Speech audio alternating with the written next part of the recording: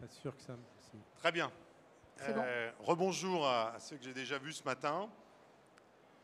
On a un challenge, c'est à l'heure du déjeuner de vous parler d'un sujet très amusant qui est la data et l'inflation. Donc on va être très motivés. Le sujet d'inflation a été un peu abordé ce matin, on va l'aborder sous un autre angle. Je vais vous présenter mes invités très rapidement, mais c'est surtout eux qui vont se présenter. On a Aïla Aziz qui est la directrice commerciale monde, qui nous fait l'honneur d'être là, de Danone. On a Jérôme Amrit, qui est le patron d'une grosse boîte start-up maintenant qui s'appelle Memory. On a Claude Sarail, qui est le directeur commercial monde du groupe Métro. Donc c'est très intéressant parce qu'ils ont une vision internationale. Et on a Pierre-Alexandre Corr, qui est un partenaire chez Kearney, qui a aussi une vision internationale. Je vais les laisser se présenter pour qu'ils vous racontent un peu leur parcours. Et après, je vais leur poser des questions. On commence par Aïla. Oui, bonjour à tous. Merci d'être là à l'heure du déjeuner. Donc, moi, je suis Aïla Aziz. Je suis en charge des ventes chez Danone au niveau mondial.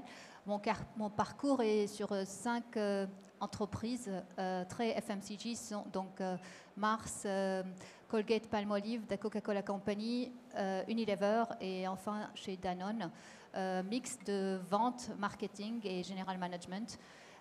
Juste mon poste avant celui-là était la responsabilité du Proche-Orient chez Unilever.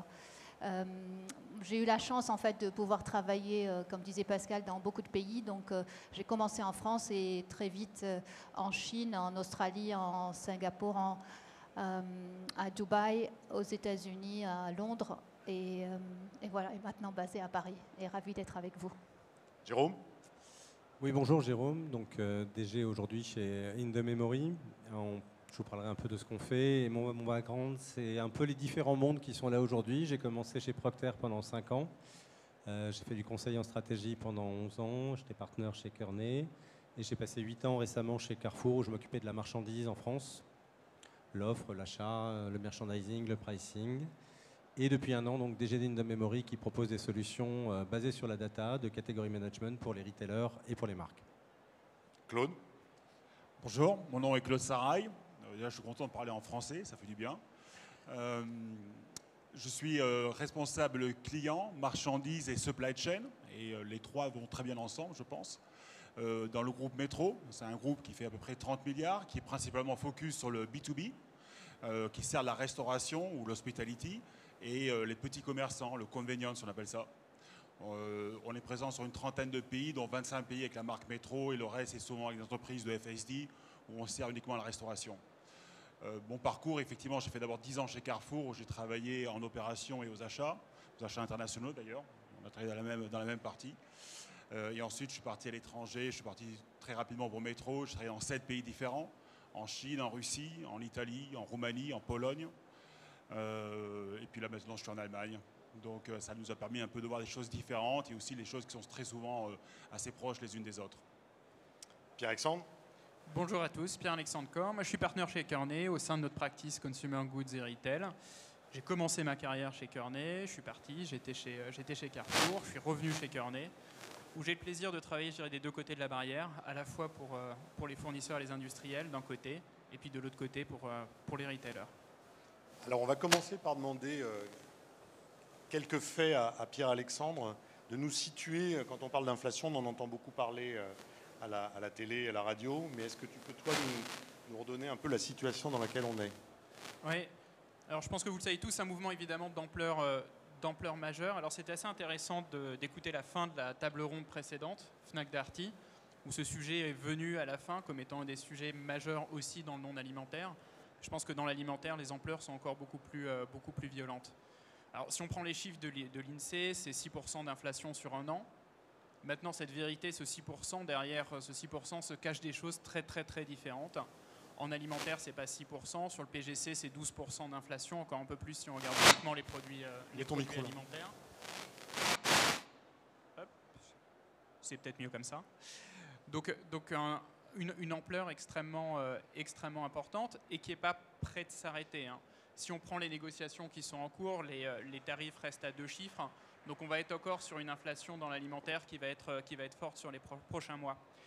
Ce qui est intéressant de constater, c'est que ce mouvement d'ampleur-là, il se transforme aussi, et de façon très très rapide, par des changements de comportement consommateur qui sont en train d'affecter toute l'industrie. changement de comportement consommateur qui affecte les équilibres entre les différentes catégories. Juste un chiffre, toute la partie produits frais traditionnels baisse de 6% en volume depuis un an. Donc il y a des catégories qui souffrent énormément, des switches entre catégories en termes de volume, des comportements d'achat qui changent aussi les équilibres entre MN et MDD, qui changent les équilibres entre formats de magasins. Donc on est véritablement sur un mouvement d'ampleur qui n'est pas prêt de s'arrêter et qui touche et qui change de façon assez profonde les grands équilibres de l'industrie. Je vais demander à Jérôme, parce qu'il a connu les trois mondes. Il a connu l'achat, il a connu FMCG et maintenant il est dans une boîte de data. D'abord, ton jugement sur ce qui se passe aujourd'hui, parce qu'on a été ensemble chez Carrefour, on n'a jamais connu ça. Et puis, comment tu penses que la data peut jouer un rôle dans cette étape-là? Déjà, mettez bien le micro là, pour qu'on vous entende bien. Déjà, je pense l'usage de la data, c'est pas nouveau. Ça fait longtemps, en tout cas en Europe de l'Ouest, qu'on est dans des économies relativement flat, dans lesquelles tout le monde va chercher des poches d'optimisation. L'usage de la donnée pour aller chercher chaque petite poche d'optimisation en termes de top line, en termes de bottom line, c'est pas complètement nouveau et c'est un sujet qui est battu et rebattu et qui a déjà été beaucoup travaillé. Donc ça, c'est rien de nouveau sous le soleil, entre guillemets, sauf que le potentiel d'usage de la data aujourd'hui nous permet d'aller plus loin dans les actions qu'on peut prendre. Alors nous, en plus, là, on est en train de parler aujourd'hui dans la Tech for Retail. On est dans des métiers de réseau, dans des métiers de magasin où il y a un réseau, il y a une diversité, il y a une complexité. Et la data, elle est très importante sur des dimensions de démoyennisation pour vraiment s'adapter à la réalité particulière de chaque magasin, de chaque client. Et elle est aussi importante dans la dimension temps réel. Parce que ce qui est la vérité d'aujourd'hui ne sera pas la vérité de demain. Donc la data, elle est importante structurellement pour toutes ces raisons-là, dans un marché qui n'est pas booming, pour aller chercher toutes les poches d'optimisation. Donc là, il n'y a rien de très très nouveau. En revanche, je pense qu'il y a un point qui est extrêmement nouveau, c'est l'ampleur de ce qui est en train de se passer sur l'inflation. Enfin, c'est la raison pour laquelle on est là aujourd'hui. Moi, il y a un point qui me marque, c'est que je pense qu'il n'y a aucun manager aujourd'hui en poste qui n'a jamais vécu ça. On est sur des ranges d'inflation qui ne sont pas vus depuis 40 ans. Donc, autant vous pouvez piloter votre business un minimum sur base d'expertise, un peu sur base d'intuition, quand c'est un peu business as usual, quand on part de petites inflexions de 1, 2, 3 points, et on sait à peu près prédire ce qui va se passer. Là, on n'est pas du tout sur ces ordres de grandeur-là. Donc les évolutions de marché en volume, les réactions des clients par rapport à des évolutions de prix, la structure de vente des catégories, tout est en train de changer. Donc on a absolument besoin de la data quand on est opérationnel pour comprendre concrètement quelle est la réaction d'un client, quand est-ce qu'il est en train de franchir sur une catégorie un prix psychologique sur lesquels il va y avoir des mécanismes de trade-up, de trade-down qui vont évoluer. Et personne ne peut dire « mais non, mais je connais, j'ai déjà vu, tout ça, c'était comme il y a 3 ans parce qu'on avait observé ça ». C'est complètement nouveau. Donc l'usage de la data, il est absolument critique parce qu'on a besoin de l'expertise des opérationnels, mais on ne peut pas se remettre à leur expertise qui est basée sur une expérience passée qui n'est pas valide dans l'actualité des choses. Donc il y a au moins 2 types de choses sur lesquelles il faut travailler.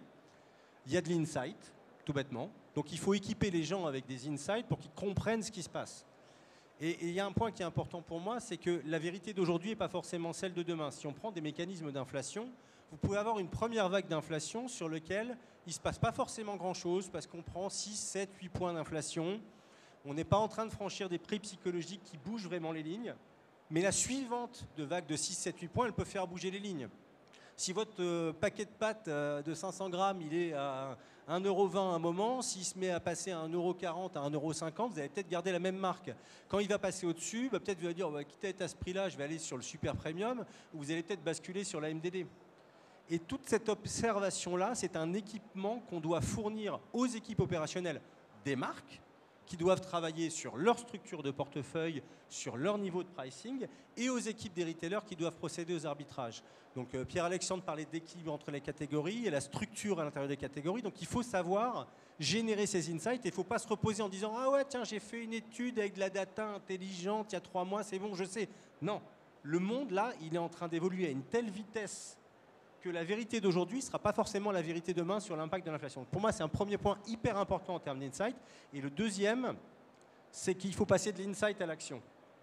Et aujourd'hui, je pense que l'expérience d'énormément de monde dans les entreprises, c'est si vous équipez un category manager, un key account manager avec des insights, bah, parfois, c'est pas évident de se dire, du coup, mais attendez, attends, je fais quel prix, du coup, non, je choisis quelle référence, dans quel magasin, j'arrête ou je continue ces promotions. Voilà, donc il faut les équiper avec des choses tournées action. Donc la data, elle est absolument critique, mais il faut qu'elle soit temps réel, tournée action, granulaire. Avant de passer la parole à Métro et à Claude, j'ai dans la salle des gens que je reconnais qui étaient avec moi chez Carrefour Espagne. La seule analogie que je peux faire avec ce qui se passe en ce moment, c'est la crise des subprimes en 2008 en Espagne. Effectivement, ce n'était pas de l'inflation, mais c'était de la baisse de revenus. Donc, au lieu d'avoir 15% ou 20% d'inflation, vous étiez au chômage et vos revenus baissaient de 20 ou 30% parce que les gens qui s'étaient endettés en Espagne pour acheter un appartement passaient en taux variable et tous les mois, ils devaient sortir de leur poche 100 à 200 euros de plus pour faire leur remboursement. Donc, ça revient à avoir de l'inflation, mais au lieu de prix qui monte. Ce que tu dis, alors à l'époque, on n'avait pas de data comme aujourd'hui. Le seul conseil à vous donner, s'il y a vraiment des gens dans la salle qui sont face à ça, c'est d'être extraordinairement réactif et de passer à l'action. Parce que vous ne saurez pas prévoir ce qui va se passer. Comme tu dis, il y a des seuils et donc il faut inventer des choses. Et je me rappelle très bien, j'ai un de mes collègues qui est là dans la salle. On a été formidablement créatifs, ce qui nous a permis j'ai envie de vous dire, de survivre dans une période inflationniste très dure. Parce que là, en plus, les gens n'avaient pas le moral puisque le chômage était passé de 15 à 30% et dans le sud de l'Espagne à peu près à 40%, avec 50% de chômage de jeunes. Et au demeurant, hein, en France, on ne sait pas ce que c'est qu'une grosse crise. Il faut avoir vécu aux États-Unis ou en Espagne pour voir ce que c'est qu'une crise où les gens rendent les clés des appartements et se retrouvent sans un sou et rentrent chez leurs parents quand même. Hein. C'est quand même ça. Voilà, donc, mais réactivité. Alors, Métro, comment vous faites dans cette période-là et comment la data vous aide ?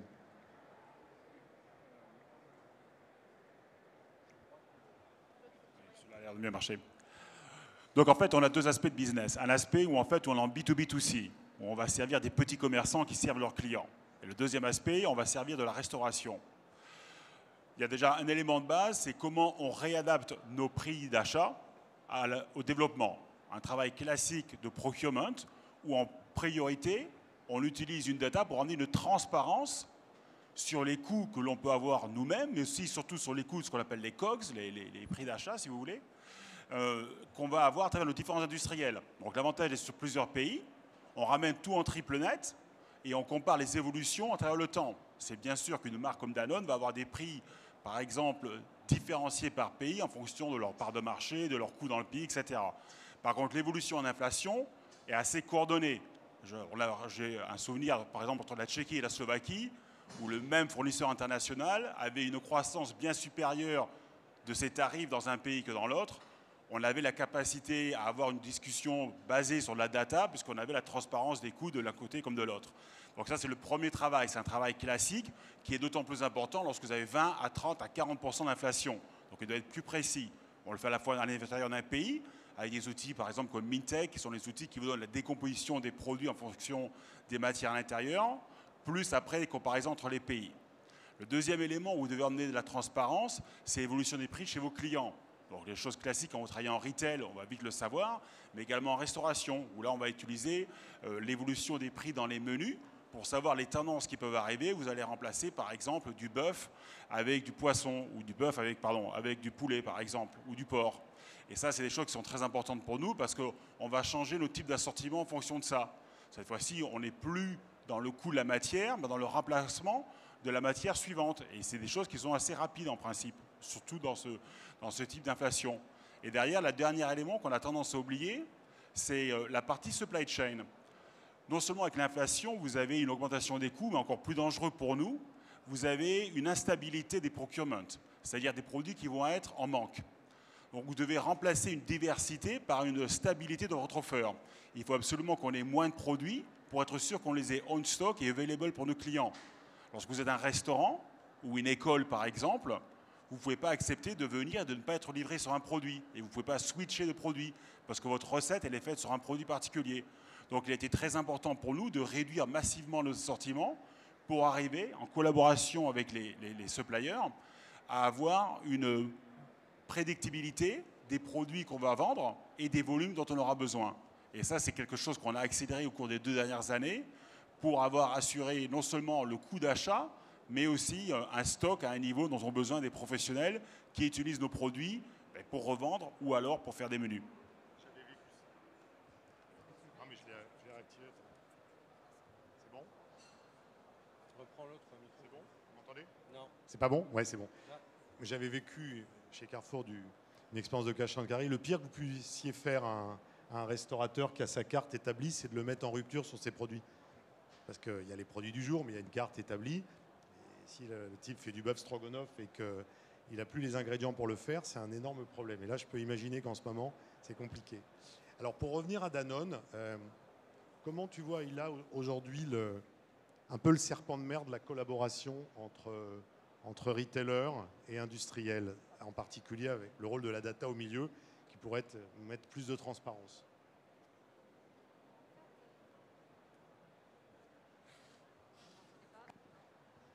Allô, allô? Oui, c'est bon.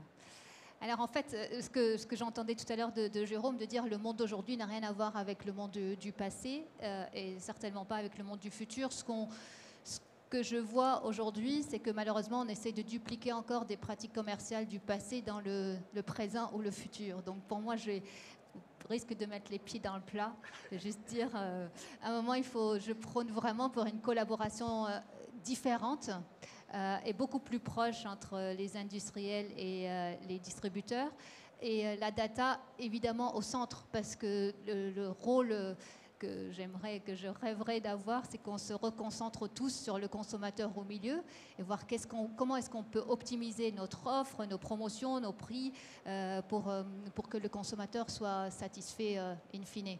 Et donc, premier levier pour moi qui est vraiment important et crucial, c'est de changer complètement notre manière de travailler ensemble en mettant ce consommateur au milieu. Et la deuxième, c'est collaboration à l'intérieur des fonctions.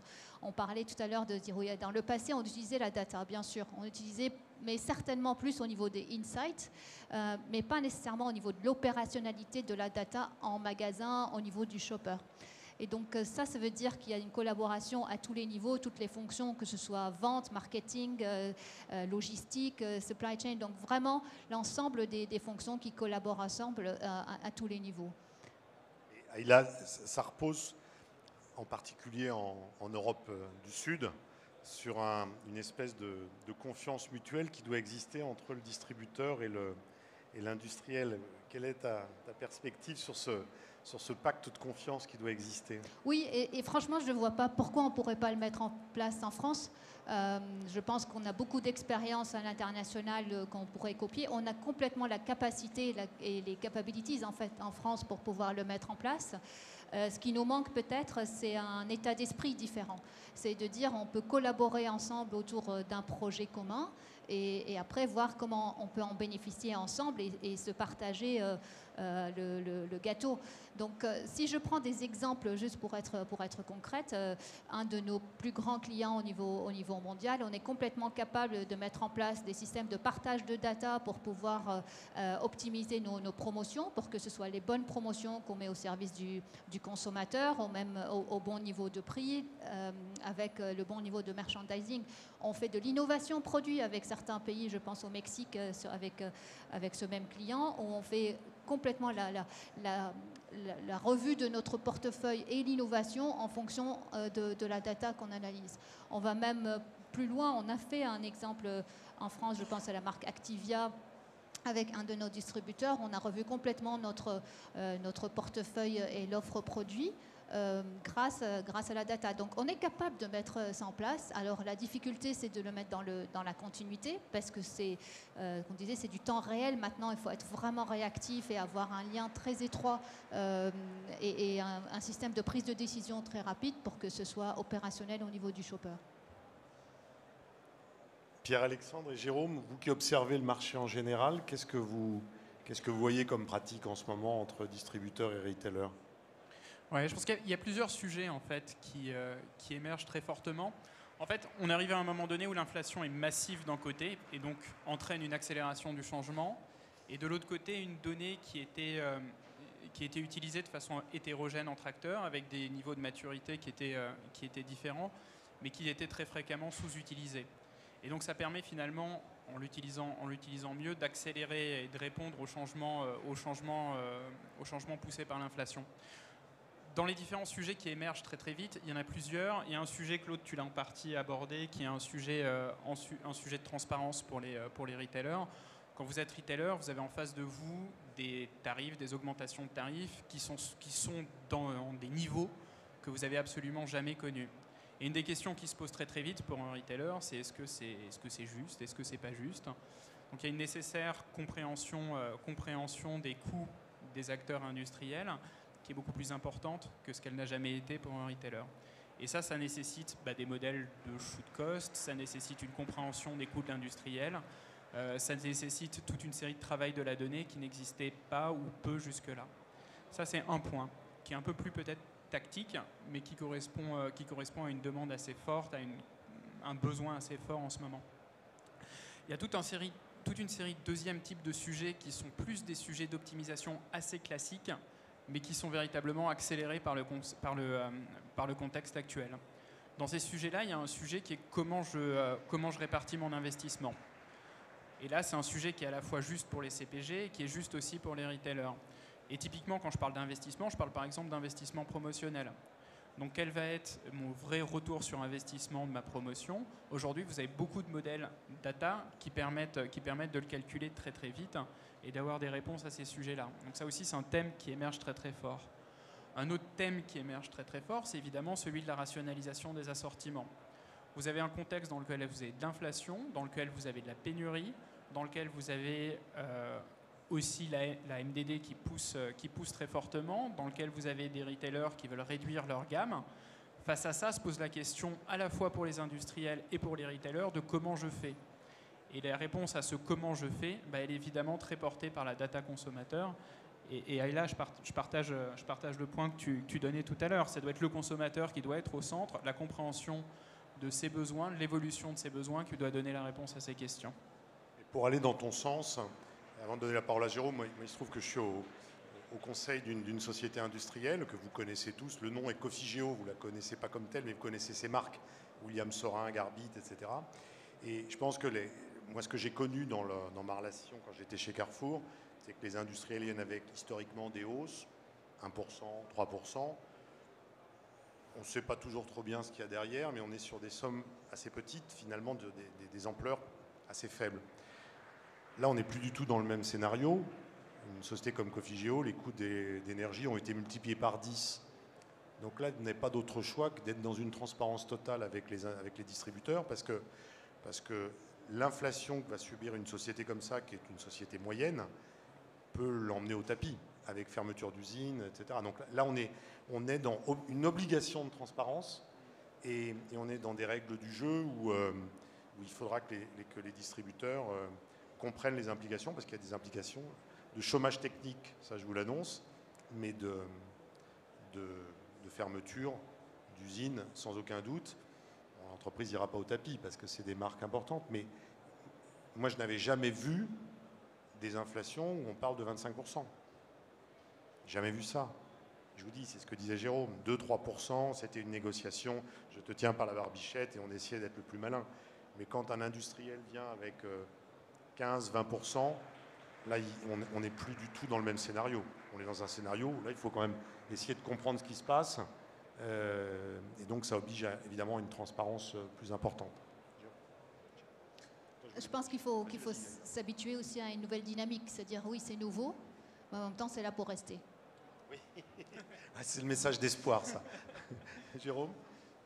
Message d'espoir. Moi, déjà, j'ai un message d'espoir pour Ayla, c'est que pour tous les retailers qui utilisent la plateforme de partage In The Memory, ça peut faire de la collaboration entre les marques et les retailers, où vous pouvez simuler ensemble des assortiments, des promotions, tout un truc. Donc, message publicitaire passé ouvertement à la salle.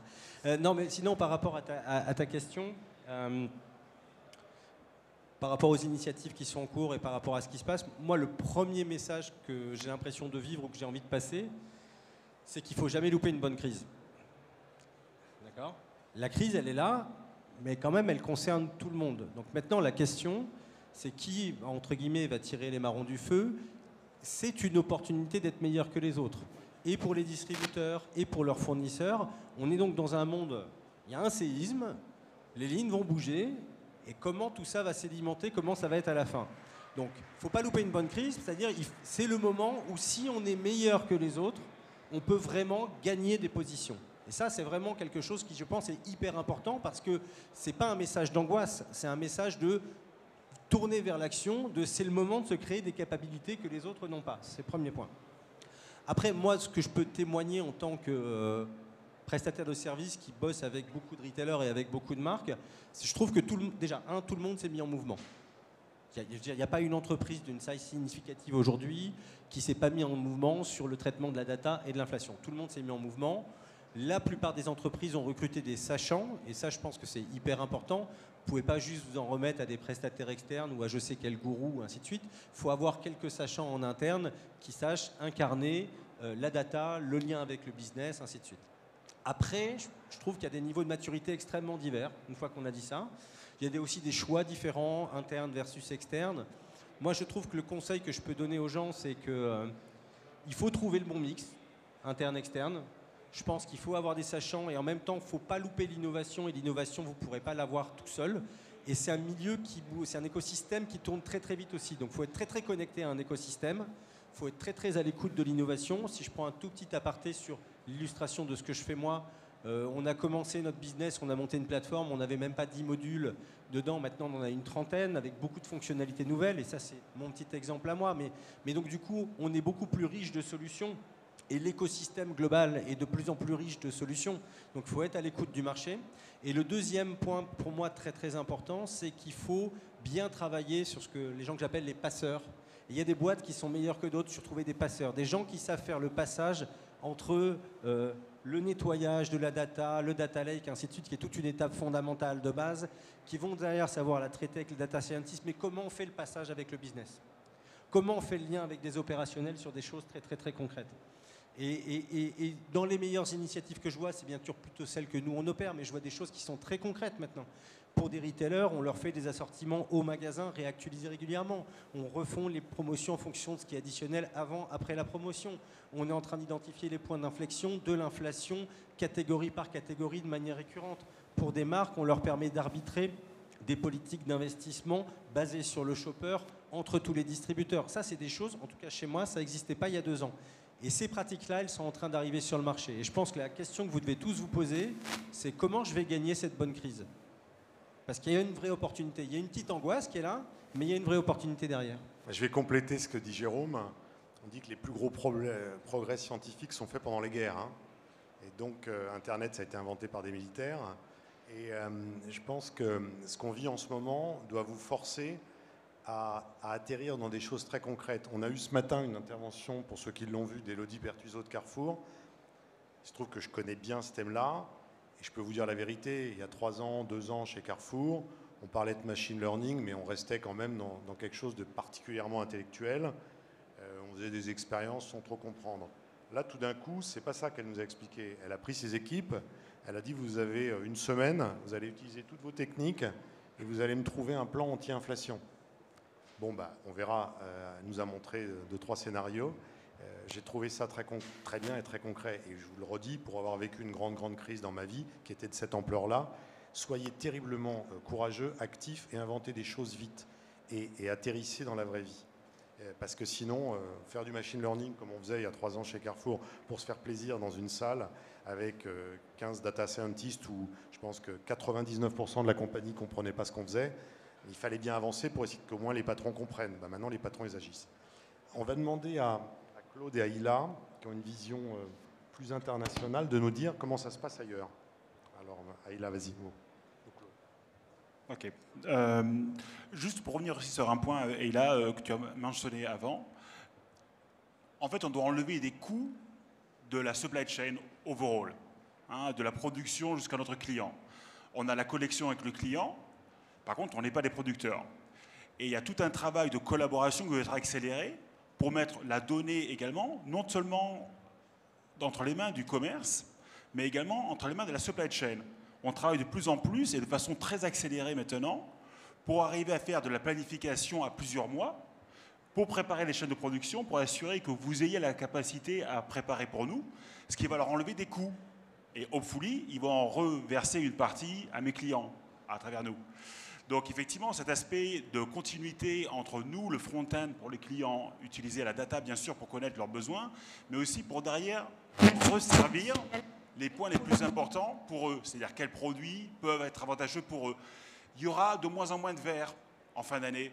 Donc on peut en rire, hein. Même pour le champagne, ça devient difficile de trouver des bouteilles, on en vend des millions. Donc on est en train de transférer du verre en plastique pour certains vins. Ça ne veut pas dire que le plastique est mal, hein. Ce n'est pas pour du vin romanée, mais le bag-in-box, c'est un élément assez important.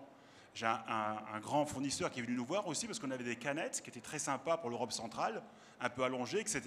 Ce qui est une tuerie en logistique. Donc effectivement, il revient nous voir et nous dit écoutez, on va revenir sur des choses beaucoup plus standards, etc. Donc on réduit le nombre de références, mais on réduit aussi la différenciation quelque part qui n'était pas justifiée pour le client. Parce que c'est bien d'avoir quelque chose de différenciant, mais à quel point mon client est prêt à le faire. Et là, je parle beaucoup dans la restauration ou le petit commerçant. Et je pense que cet aspect de collaboration avec le fournisseur est extrêmement important. Hein, je ne vais pas recréer une usine moi-même. Je suis extrêmement dépendant des fournisseurs. Donc plus on arrive à leur donner des inputs en termes de type de produit, mais aussi en termes de logistique, plus on a des chances d'être compétitivement bien placé et avoir une supply chain qui est solide. Maintenant, juste pour revenir sur la question sur les pays, on a été un petit peu en Asie, on est beaucoup moins en Asie maintenant, mais on est beaucoup sur l'Europe centrale et de l'Est et sur l'Europe de l'Ouest. Et effectivement, l'Europe centrale a été très très dynamique, aussi parce que c'est les premiers à avoir connu des niveaux d'inflation. Vous ne plaignez pas de l'inflation en France, s'il vous plaît. Allez voir en Roumanie, allez voir en Bulgarie, allez voir dans des pays où effectivement les coûts de chauffage ont doublé ou triplé. Je pense que c'est bien au-delà de ce qu'on peut connaître ici. Donc il y a un besoin de s'adapter beaucoup plus rapide et on est parti très rapidement. En Roumanie, on a un modèle aujourd'hui qui est extrêmement solide, efficace, où on a réduit de 40% l'assortiment, où on a eu un travail de collaboration avec les fournisseurs pour planifier notre supply chain, qui nous a remis sur un plan de compétitivité et de stabilité de la supply, qui nous emmène à des niveaux de croissance CAGR à double chiffre depuis 5 ans. Et je pense que c'est quelque chose qui est extrêmement lié à leur capacité à innover rapidement et à ne pas trop se poser de questions sur le passé. Et c'est là que c'est vraiment intéressant de voir les différents dynamismes qu'on peut avoir entre l'Est et l'Ouest, par exemple. Oui, pour moi, en fait, on a une opportunité unique de se réinventer, de réinventer notre modèle de collaboration. Et donc, pour ne pas redire ce que tu viens de dire, Claude, c'est vraiment à tous les niveaux de la chaîne. Moi, j'ai besoin d'avoir les distributeurs qui me donnent des éléments, comment est perçu mon produit. C'est mes distributeurs qui touchent vraiment le consommateur final. Donc, j'ai besoin de cet élément pour me nourrir. Mais en même temps, j'ai besoin de communiquer toutes les informations que j'ai au niveau de connaissance du consommateur et des catégories pour pouvoir nourrir mon distributeur. Et vraiment, si je réfléchis comme on le fait avec nos fournisseurs de matières premières jusqu'à la fin de la chaîne, j'ai besoin d'avoir quelque chose de fluide en fait, sur tout au long de cette chaîne pour pouvoir garantir la continuité de mes opérations même. On en est presque là. Donc oui, je vois des modèles qui fonctionnent différemment, où on a des vrais échanges de données, on a des vrais niveaux de collaboration, on met l'intelligence artificielle au service de nos opérations et ça performe vraiment bien. Donc j'espère que c'est où ça, ces modèles? Donc par exemple aux États-Unis, avec Walmart, on a un modèle de partage de données. On utilise l'intelligence artificielle pour étudier l'impact des promotions ou l'élasticité prix dans un modèle on ne peut plus s'appuyer sur le passé. On doit le faire vraiment en continu. On revoit notre gamme de manière continue et notre pricing et promo qu'on revoit maintenant une semaine sur 2. Donc c'est quand même très dans le réactif. Donc oui, c'est vraiment une opportunité. Une opportunité, je dis bien, c'est quelque chose, on doit s'habituer. On parlait de l'inflation Europe de l'Est. Alors l'Amérique latine, je vous en parle même pas. Donc on a beaucoup de choses à apprendre en fait des autres régions dans le monde pour voir comment est-ce qu'on se met dans une dynamique différente de ce qu'on a pu vivre dans le passé. Si on ne le fait pas, on sera forcé de le faire. Donc autant y aller et à bras ouverts.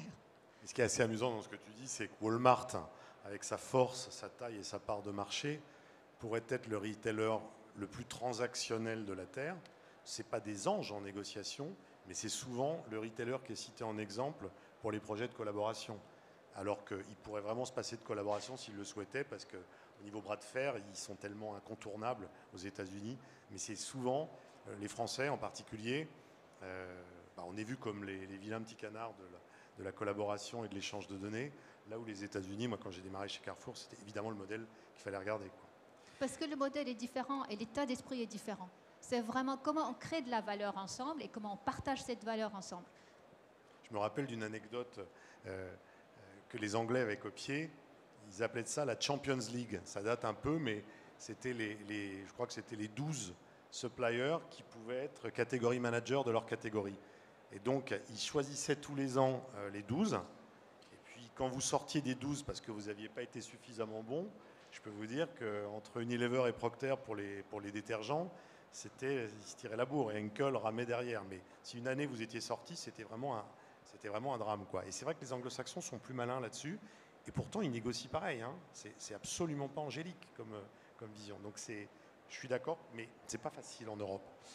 Dans ce thème-là aussi, Pâques, dans ce thème d'inflation, il y a aussi la pénurie en ce moment. Oui, tu as raison. Alors, c'est vrai qu'on a parlé beaucoup d'inflation, mais je pense que ce qui empêche de dormir aujourd'hui à la fois les industriels et beaucoup de retailers, c'est juste la disponibilité des produits. Tu parlais du verre, qui est un exemple assez emblématique, mais c'est pas le seul. Donc tu as raison, la pénurie, c'est quelque chose qui aujourd'hui commence à nous toucher et qui est un enjeu à la fois de court terme, parce qu'il y a des produits qui manquent sur les étagères, mais qui est aussi un enjeu de moyen et long terme. Parce qu'on voit bien qu'avec les évolutions du monde, avec l'évolution liée au changement climatique, ces enjeux de pénurie vont continuer à s'accentuer. Et je pense qu'il y a un vrai intérêt à mieux prévoir les choses et à se dire où sont finalement les nœuds problématiques en termes de supply chain et d'approvisionnement. Ça fait partie des outils qu'on a développés chez Kearney, qui est un outil qui permet de mapper sur les industries du food toute la supply chain et les différents fournisseurs de rang 1, 2, 3, 4 sur les grandes commodités, de regarder quelles sont les routes logistiques utilisées et de travailler sur des scénarios d'évolution en termes climatiques et en termes géopolitiques pour voir finalement quels vont être les points de blocage, où elles vont se situer sur ces supply chains-là et comment est-ce qu'on peut les lever. Donc je suis assez d'accord avec toi, je pense que la pénurie c'est encore plus critique que l'inflation. Et Ayla, tu disais tout à l'heure que l'inflation est partie pour durer. Je pense que les sujets de pénurie, je ne sais pas si elles sont appelées à durer, mais en tout cas je pense que c'est un sujet qui est appelé à se répéter. Ce qui est un peu différent, mais pas beaucoup plus optimiste malheureusement. Mais pour illustrer ton point, souvent ça a l'air un petit peu théorique. Il se trouve que moi j'ai eu l'occasion de rencontrer des retailers australiens. Le continent Australie est très très très sensible au réchauffement climatique. Donc pour eux c'est un vrai thème. Et ceux qui se posent, vous savez que c'est un gros producteur de vin dans cette région du monde. Je peux vous dire que les industriels et les retailers se posent aujourd'hui les problèmes et les modèles de données qui sont en train de déterminer sur les conséquences sur la production de vin en Australie, parce que vous pouvez avoir à 10 ans près ou 5 ans près des sociétés des wineries, comme ils disent, des producteurs de vin, qui peuvent aller au tapis parce que le vin va changer 1 degré ou 2 degrés de plus un changement climatique. Et les retailers, je sais qu'avec Kearney, vous y avez travaillé chez des retailers australiens, se posent vraiment des grandes questions et des implications que ça va avoir sur leur propre business. Et voilà. Alors, en France, on est peut-être un peu moins sensible. Sur la data, je sais pas, ça marche. Oui. Et sur la data, et par rapport au problème de pénurie, vous parliez tous là de liens sur la supply chain. Il y a en amont de ça la compréhension de comment vont se faire les substitutions et reports en cas de pénurie. Parce que ce n'est pas forcément les références qui ont la VMH la plus élevée qu'il faut garder, c'est la meilleure complémentarité de portefeuille au sein d'une catégorie qu'il faut construire quand on est retailer. Donc, ce qui veut dire que la data shopper granulaire, la plus granulaire possible, parce que la vérité d'un magasin n'est pas forcément la vérité d'un autre, c'est celle-là qu'il faut manipuler pour savoir se réinventer une structure de catégorie qui va peut-être être à moins 20, moins 30% en termes d'offres. Il faut rentrer dans cette compréhension fine. Pour finir, si vous pouviez nous donner les quatre experts, une espèce de... Comment vous voyez c'est pas facile, hein, les choses à 5 ans et pour vous le rôle de la data, et si vous deviez vraiment pousser des projets, c'est quoi? On commence par Ayla. Pour moi, en fait, si je peux rêver d'ici 5 ans, c'est que la data sera un facilitateur de la relation. On pourra être baser en fait nos discussions sur du concret, sur du factuel, parce qu'aujourd'hui il y a encore beaucoup d'émotions dans les relations.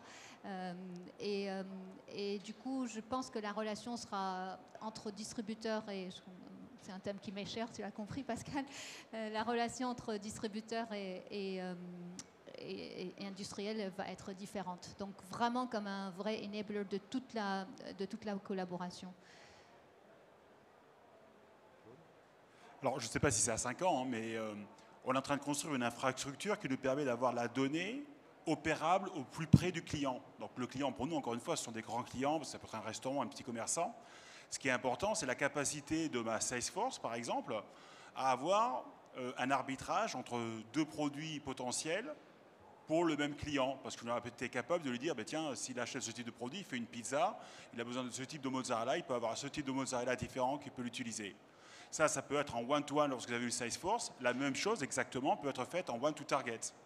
Donc en fait, c'est à quel point votre donnée devient opérable par la front line. Et la front line, elle est soit automatisée lorsque c'est du one-to-target, vous allez utiliser une communication digitale, soit elle est transférée exactement de la même façon sur une communication digitale qui est après utilisée par une Salesforce.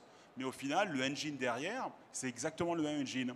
Et la structure de construction de votre data lake est exactement la même chose. Et ça va être votre capacité à intégrer vos data internes, à les coupler, et des fois avec des entreprises extérieures également, avec des données externes. Par exemple, on crawl les menus de clients, ou on va utiliser également la compétition en termes de petits commerçants pour arriver à venir à des propositions qui sont opérables à the front-end. Et c'est effectivement ce qui est en train de se faire. Et je ne crois pas que ça va être dans les 5 ans. C'est vraiment la rapidité par votre concurrence, ce que vous disiez avant, la rapidité par votre concurrence à utiliser ces données-là pour donner les bons choix de façon plus pratique, front-end of the business.